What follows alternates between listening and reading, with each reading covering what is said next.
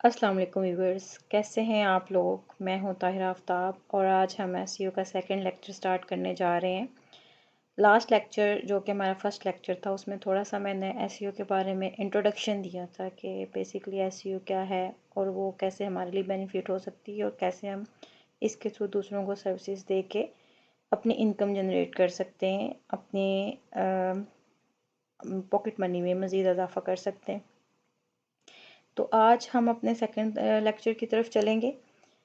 तो आज का लेक्चर काफ़ी ज़्यादा इम्पोर्टेंट है। लास्ट लेक्चर में जस्ट इंट्रोडक्शन था, लेकिन आज के लेक्चर में बेसिक्स सारी चीज़ें हैं जिनको through out the SEO, through out this journey आपने ध्यान में रखना है और केयरफुली उन्हीं चीज़ों को यूज़ करते हुए अपनी अपनी एसईओ स्टार्ट करनी है। चलें जी, आए अब हम अपनी सेकंड लेक्चर की स्लाइड्स की तरफ चलते हैं। ओके, लास्ट हमने अपनी स्लाइड यहाँ पे स्टॉप कर दी थी एसईओ प्रोसेस के की स्लाइड पे, जिस पे सबसे पहले था एनालिसिस, तो और साथ ही वो साइकिल कंटिन्यू होते हुए ऑन पेज ऑप्टिमाइजेशन पे चला जाता है, फिर of page monitoring, reporting and improvement. तो कल यहाँ तक हमने रीड आउट किया था, स्टडी किया था। तो आज हमारी नेक्स्ट स्लाइड है। नेक्स्ट स्लाइड में एनालिसिस के बारे में बताया जाएगा और टाइप्स ऑफ एसईओ के बारे में बताया जाएगा। ये इसमें हम आज बात करेंगे कि टाइप्स ऑफ एसईओ की कितनी किस्में होती हैं और कितनी जब आप किसी वेबसाइट की या किसी भी चीज़ की, किसी सोशल मीडिया की, किसी भी प्लेटफॉर्म की एसईओ इंटरनेट के वर्ल्ड में करने के लिए जाते हैं तो आपको किन चीज़ों का ध्यान रखना पड़ता है। तो सबसे पहले आपको ऑन पेज ऑप्टिमाइजेशन करनी पड़ती है, याद रखना है। ऑफ पेज अगर आप करते भी रहेंगे, अगर आप ऑन पेज एसईओ नहीं करेंगे तो कोई फ़ायदा नहीं, किसी किस्म का कोई फ़ायदा नहीं। इसकी एग्जांपल आप ऐसे ले रहे हैं कि आप किसी घर में एंटर होना चाहते हैं और घर के बाहर गेट पे लॉक लगाओ और आप लॉक खोले बगैर उसको ऐसे ही नॉक करते जाएं जबकि उसको लॉक लगा हुआ है, और नॉक करने का फ़ायदा ही नहीं, बिकॉज कि आपके हाथ में, आप उसको खुद ओपन करो। नॉक करने का कोई फ़ायदा नहीं क्योंकि आपको कोई आगे से रिस्पॉन्स नहीं मिलना। तो सेम ऐसे ही एसईओ में एंटर होने के लिए सबसे पहले ऑन पेज ऑप्टिमाइजेशन करते हैं, उसके बाद ऑफ पेज पे जाते हैं। डायरेक्ट ऑफ पेज पे नहीं जाते, बेशक जितने मर्जी आप लिंक लगाते रहें, कोई फ़ायदा नहीं होता। तो ऑन पेज ऑप्टिमाइजेशन बेसिकली होती क्या है, आज हम इस पे बात करेंगे। On page optimisation is what can be done on the page of a website. अच्छा, इसमें यह है कि जब एक वेबसाइट बनाई जा रही होती है, वेबसाइट के 2, 4, 5, मिनिमम 5 और ज़्यादा से ज़्यादा 7, 8, 9, 10 पेजेस होते हैं। तो उन पेजेस के ऊपर कुछ पिक्चर्स लगी होती हैं, कुछ हेडिंग्स राइट की होती हैं, कुछ कंटेंट राइट किया होता है। तो वो जो पिक्चर्स, हेडिंग, कंटेंट और ऊपर यूआरएल वगैरह, उन सब में जो कीवर्ड आपने अपने एसईओ में इस्तेमाल करने होते हैं वो ऐड करने होते हैं। वो किस लिए? कि वो आपकी वेबसाइट की परफॉर्मेंस को बढ़ाता है, मैक्सिमाइज़ करता है इन सर्च इंजन में आपके टारगेटेड कीवर्ड से, जो आपके ऑन पेज कंटेंट से रिलेटेड होता है। आप पेज के अंदर वो कीवर्ड ऐड करेंगे तो आप उसकी ऑफ पेज करें, ऑफ पेज और एसईओ करेंगे, और वो जब यूट्यूब सर्च इंजन में कीवर्ड सर्च किया जाएगा तो फिर ही वो जो स्पाइडर है वो अपनी डाटाबेस में वो आपका पेज फाइंड करके लेके आएगा ना। फ़र्ज़ करें आप कीवर्ड लिख, आपकी वेबसाइट में वो कीवर्ड ही ऐड नहीं जिस पे आप काम कर रहे हैं, तो कोई फ़ायदा नहीं। उसके बदले किसी और की वेबसाइट में वो कीवर्ड ऐड हुआ, वो आ जाएगी, आपकी वेबसाइट नहीं आएगी।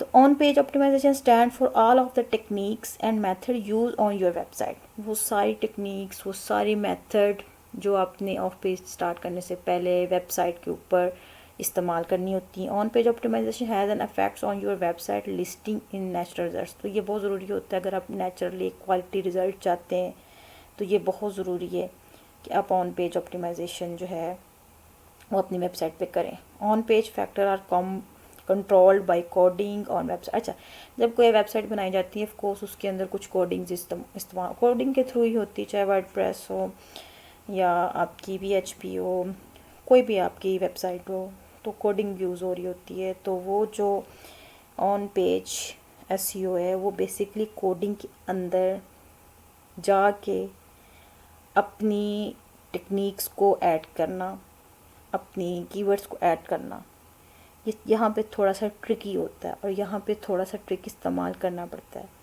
यहाँ पे आपको थोड़ी बहुत चीज़ें सीखनी पड़ेंगी कोडिंग की, कि कोई प्रॉब्लम ना हो सके, ठीक है। एक आप वेबसाइट की जब आप कोडिंग की, जब आप उसकी बेस को छेड़छाड़ करेंगे तो थोड़ा सा पता होना चाहिए कि मेरी छेड़छाड़ उतनी हो कि वो बिल्डिंग ख़राब ना हो, ठीक है। तो ये थोड़ा सा कोडिंग के साथ इसका मामला चला जाता है, तो कोई बात नहीं, वो ईजी होता है, उसको आप अंडरस्टैंड कर लेंगे, आगे जाके हम करेंगे बहुत ईजी होगा आपके लिए। अच्छा जी, इसके स्पेशल एलिमेंट्स ही याद रखने, इन्हीं एलिमेंट्स के बेस के ऊपर ऑन पेज होती है, इन एलिमेंट्स के क्राइटेरिया पे उतरना चाहिए ऑन पेज एसईओ को। ये समझें, ये रूल्स हैं, इनसे बाहर नहीं जाना, ये बहुत इंपॉर्टेंट रूल्स है। सबसे पहले आ जाता है पेज टाइटल। फर्स्ट अगर आपने कोई वेबसाइट ओपन की है, अब कोई हमारी वेबसाइट है, समझें वो किसी टूरिज़म के बारे में, जैसे कि बैंक टूर्स, पेज टाइटल आ गया, क्या जी उसका कोई टाइटल होगा, क्या टाइटल होगा उसका, find out the world, search the world, कुछ तो हर वेबसाइट का एक स्लोगन होता है, एक टाइटल होता है, वो ध्यान में रखना है कि वो क्या है। पेज नेम, हर पेज का एक नेम होता है, जैसे होम हो गया, सर्विसेज हो गया, कॉन्टैक्ट अस हो गया, और मैनी मोर नेम्स जो भी सर्विसेज लोग ऐड करना चाह रहे होते हैं। मेटा डिस्क्रिप्शन, आपको पता जब गूगल में आप कुछ कीवर्ड कुछ चीज़ सर्च करते हैं, सामने जो है डाटा आता है, डाटे में थोड़ी सी इंफॉर्मेशन राइट की हुई आती है, उसको मेटा डिस्क्रिप्शन कहते हैं। मेटा डिस्क्रिप्शन को आप कह सकते हैं कि ये समरी है, किसी भी वेबसाइट की समरी को मेटा डिस्क्रिप्शन कहते हैं।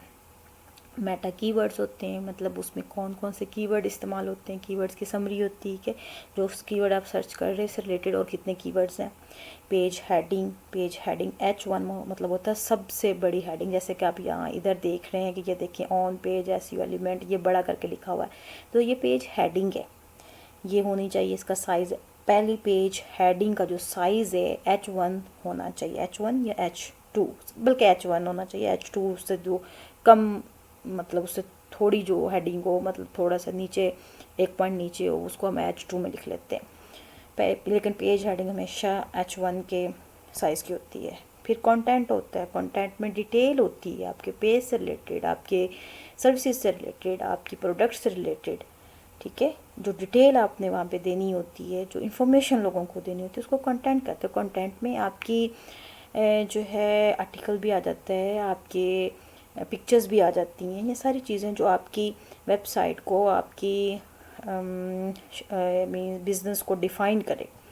इमेज ऑल टैग्स, अच्छा समटाइम ये भी बहुत सारे लोग प्रॉब्लम कर देते हैं कि इमेज लगा देते हैं और उस इमेज के बैकग्राउंड पे उस इमेज का नेम कुछ और ही होता है। ये हमेशा याद रखना कि जब भी आप वेबसाइट में पेज लगाते हैं, जी अपनी वेबसाइट में जो आप इमेज लगाते हैं और जिस पेज पे वो इमेज लगाते हैं और जिस मकसद के लिए लगाते हैं, उस इमेज का वो टैग भी होना चाहिए, वो नेम भी होना चाहिए। फिर बोल्ड टेक्स्ट, जो भी कीवर्ड होते हैं उनको बोल्ड में राइट किया जाता है कंटेंट के अंदर भी। इंटरनल लिंक्स मतलब होता है एक पेज का आपकी वेबसाइट के अंदर ही दूसरी पेज के साथ लिंक होना, या कोई पोस्ट है उस पोस्ट का आपके पेजेस के साथ लिंक होना, कि जैसे कि घर है, रूम के अंदर रूम के अंदर रूम, तो वो लिंक्स होता है एक रूम के अंदर रूम, तो ऐसे ही पेज का पेज के साथ लिंक भी होता है। तो ये सारी जो हमारी हैं जितनी भी इसके एलिमेंट्स हैं, ये आपने याद रखने, ये दिमाग में रखने, ये आपकी ऑन पेज एसईओ में बहुत इंपॉर्टेंट है और इन्हीं को ध्यान में रखते हुए अपने ऑन पेज एसईओ करनी है। नेक्स्ट आ जाते हैं, वही हमने सबसे पहले जो एलिमेंट्स हमने पढ़े रीड आउट किए हैं उन्हीं का थोड़ी डिटेल में जाते हैं। पेज टाइटल और थोड़ी सी ये मैंने यहाँ पे एग्जांपल्स ऐड किए, स्क्रीनशॉट ऐड किए हैं, लाइव स्क्रीनशॉट। तो इसमें पेज टाइटल में थोड़ा सा आपको बता दूँ कि define a little in the browser tool bar. जब भी आप पेज ओपन करते हैं जो ब्राउज़र के ऊपर सबसे पहले लिखा हुआ आ जाता है ना ब्राउज़र टूल बार के अंदर, बेसिकली वो ही आपका पेज टाइटल होता है, टाइटल टैग्स होते हैं। जैसे कि यहाँ पे एक एग्जांपल दी जा रही, क्राउन रिवॉर्ड्स कार्ड। तो बेसिकली क्राउन रिवॉर्ड्स कार्ड जो है वो टाइटल है, बेसिकली वो है तो एक पेज ही, लेकिन वो उस पेज का टाइटल भी है जो कि URL आ रहा है। Provide a little for the page when it is added to favourite, display a little for the page in search engine result, search engine results में होता है कि ये आपका पेज टाइटल टैग आ जाता है और उससे नीचे जो आपकी पेज से रिलेटेड इन्फॉर्मेशन होती है वो आ जाती है। ठीक हो गया। उससे नेक्स्ट आते हैं मेटा टैग्स। अब आपको थोड़ा अच्छे से पता चल जाए मेटा टैग्स क्या होते हैं। गिव गूगल, आप गूगल के ऊपर जाते हैं सर्च इंजन में, वहाँ पे आप एक कीवर्ड राइट करते हैं। ठीक है, उस कीवर्ड के अगेंस्ट जो वेबसाइट्स आती हैं उससे रिलेटेड जो थोड़ी बहुत छोटी सी समरी आ रही होती है उस पेज से रिलेटेड इस तरीके से शो हो रही होती है, जैसे ये लिखा हुआ क्राउन रिवार्ड कार्ड्स और उसके बारे में थोड़ी सी समरी दी हुई, इसको मेटा टैग कहते हैं। ठीक होता है। इस मेटा टैग डिस्क्रिप्शन के अंदर भी आपका कीवर्ड शामिल होना चाहिए, फिर ही वो सर्च इंजन में ज़्यादा ऊपर जल्दी से आता है। ठीक है, ये देखें उसने उसका कीवर्ड, बेसिकली उसका कीवर्ड क्या है, क्राउन रिवार्ड्स कार्ड।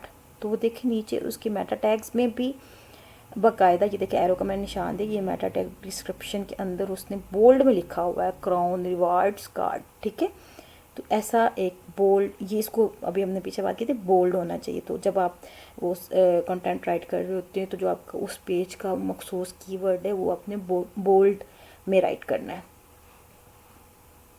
ठीक है जी, अब आ जाते हैं हम अपनी नेक्स्ट स्लाइड के ऊपर। आल टैग मैंने बताया था। ठीक है, आल टैग मतलब होता है अपनी इमेज को कुछ स्पेशल नेम देना। अब यहाँ पे मैंने थोड़ा सा आपको बताया है कि ये बेसिकली जो क्राउन रिवार्ड्स हैं ये एक इमेज है। इस इमेज का जो नेम है वो भी यही है, क्राउन रिवार्ड कार्ड। हमने नेम भी उसका वही देना है।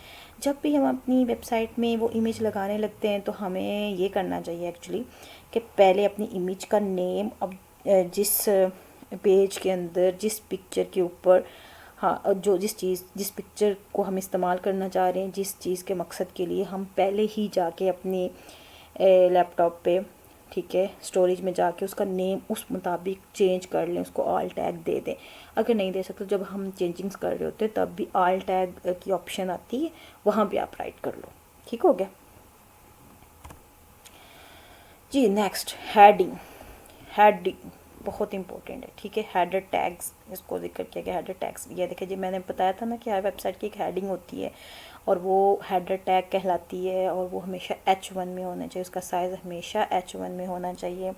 जैसे कि there are 6 size, basically there are 6 size of heading tags के 6 साइज होते हैं। H1 पहला होता है, H2 सेकेंड, H3 थर्ड और ऐसे सो ऑन H6 तक चली जाती है। ठीक हो गया।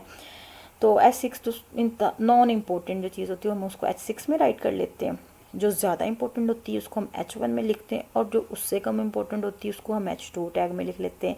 तो इसमें आपको थोड़ी सी डिटेल बता दूं कि एक पेज के ऊपर हमेशा H1 टैग एक ही होता है, H2 टैग जो होते हैं वो भी एक ही होता है, H3 3-4 होते हैं, फिर आगे मतलब उनमें कोई नहीं होता, 3-4 आप लगा सकते हैं। ठीक है, और H2 ज़्यादा से ज़्यादा 2 लगा सकते हैं, इससे ज़्यादा नहीं। H1 सिर्फ एक ही होगा। ठीक हो गया।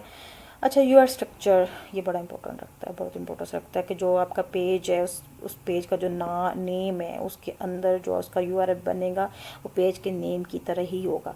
ये भी जब वेबसाइट बना रहे होते हैं, जब पेजेस बना रहे होते हैं, जब पोस्ट बना रहे होते हैं, तो ये भी वहाँ पे एक ऑप्शन होती है, आपने सेम वैसा ही नेम देना होता है। ये भी आपकी एसईओ की सर्च इंजन में बहुत ही वैल्यू रखता है और ये भी हेल्प करता है गूगल स्पाइडर्स की कि वो आपका पेज फाइंड आउट कर सके। अगर फ़र्ज़ करें आपका कंटेंट डिफरेंट है और ऊपर पेज नेम, पेज यूआरएल, ठीक है, वो डिफरेंट है, तब भी रिजल्ट्स नहीं आते। ठीक है, तो ये बहुत इंपॉर्टेंट होता है। ठीक है, आपने हमेशा जो पेज का नेम है उसको यूआरएल स्ट्रक्चर में इस्तेमाल करना है।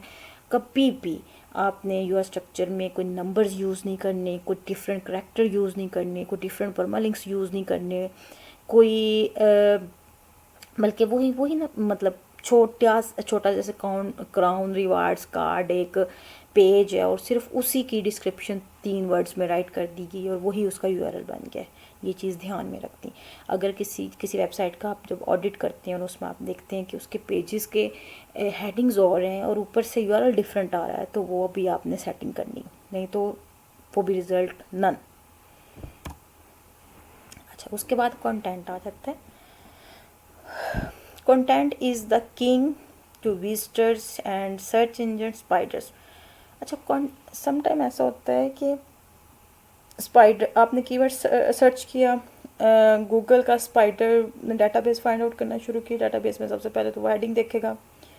हेडिंग में सपोज हेडिंग में जो कीवर्ड सर्च किया जा रहा है वो नज़र नहीं आया, तो सेकंड वो किस में देखेगा, आपके कंटेंट में देखेगा। आया उस पेज के कंटेंट में कहीं ये कीवर्ड इस्तेमाल हुआ है। अगर उस पूरे पेज के कंटेंट में कहीं कीवर्ड वो इस्तेमाल हुआ है, तब भी वो पेज आपका सर्च इंजन में लेके आएगा। ठीक हो गया।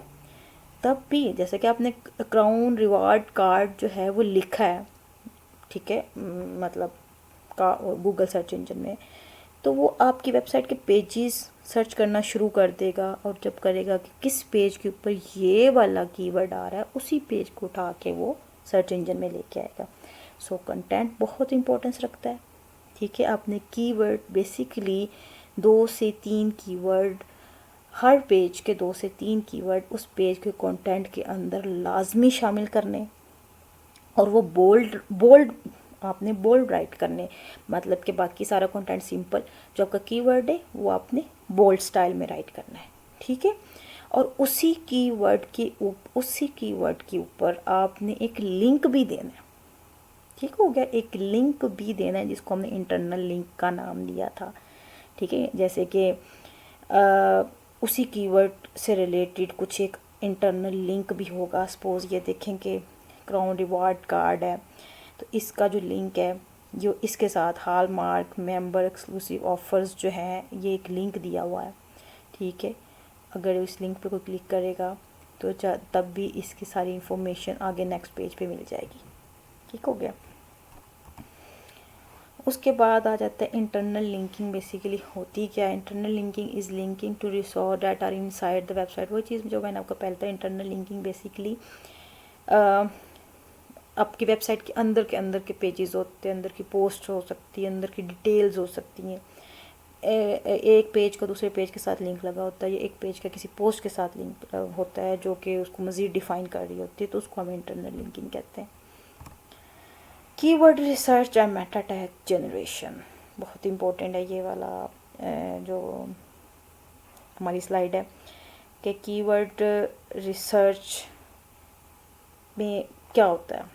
ठीक है, find the best keyword that describe your business and product offered, the most searchable keyword terms use by search. अच्छा, ये सबसे इम्पोर्टेंट स्लाइड है। मेरा ख्याल आज के लेक्चर में ये सबसे इम्पोर्टेंट स्लाइड है कि सबसे पहला कि जब आप एसईओ करने बैठते हैं, सबसे पहला काम आपका कीवर्ड रिसर्च होती है।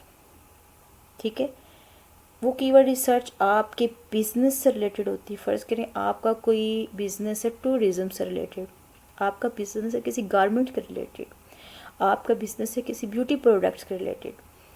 जिस टाइप का भी आपका बिजनेस होगा, आपने वैसे कीवर्ड रिसर्च करने हैं जो आपके बिजनेस को डिफ़ाइन करें, आपके बिज़नेस को डिस्क्राइब करें, आपके प्रोडक्ट जो आप ऑफ़र करें उसके साथ उसको प्रेजेंट करते हो।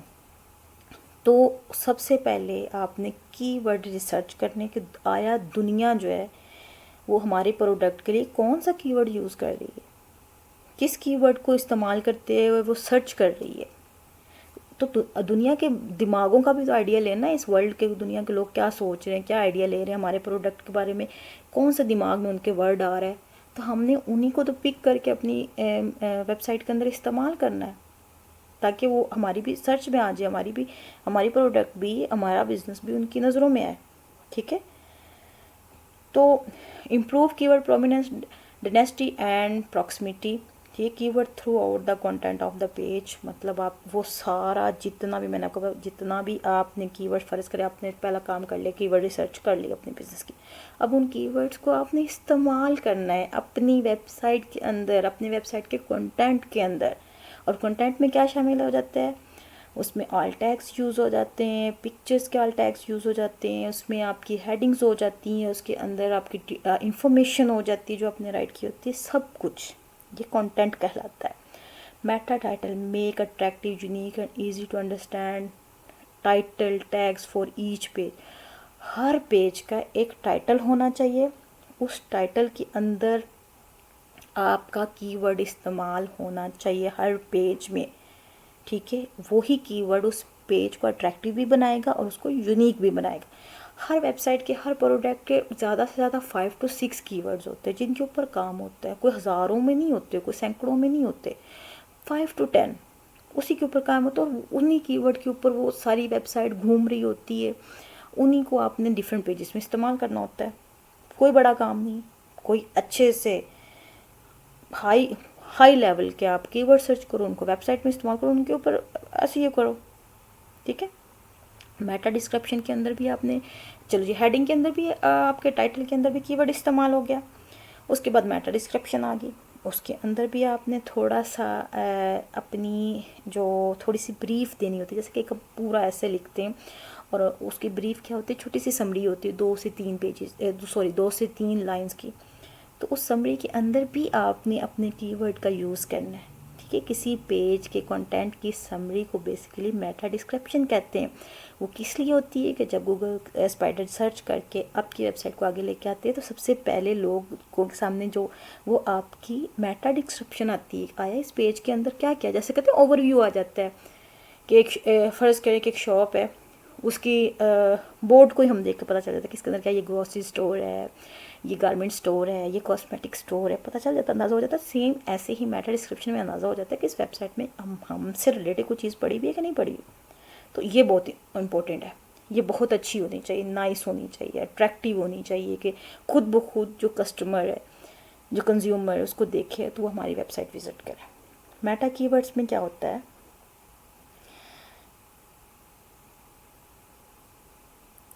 ठीक है, contrary to popular belief, meta keywords have no value when it comes to SEO ranking for Google only, ठीक है। मैं वही मेटा कीवर्ड्स के बारे में मैंने बताया है कि ये एक्चुअली लोगों के पॉपुलर आइडियाज़ होते हैं जो उनके दिमागों में चल रहे होते हैं, ठीक है, वो जिनके बारे में वो सर्च कर, हर बंदा अपने तरीके से सर्च कर रहा होता है, उनसे मिलता जुलता हमारा कीवर्ड होता है और उसके साथ मैच हो जाता है, ठीक है, और वो इस्तेमाल हो जाता है, ठीक है, और हमारी वेबसाइट ऊपर रैंकिंग में चली जाती है, सिंपल डैट।